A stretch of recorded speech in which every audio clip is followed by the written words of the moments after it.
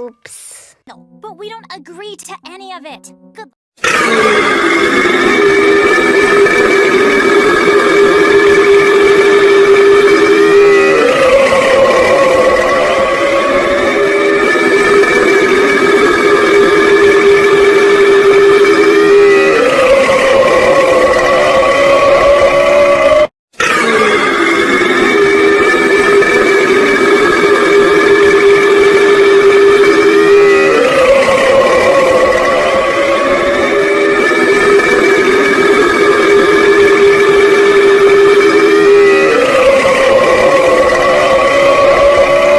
Getting us to sign. Oops.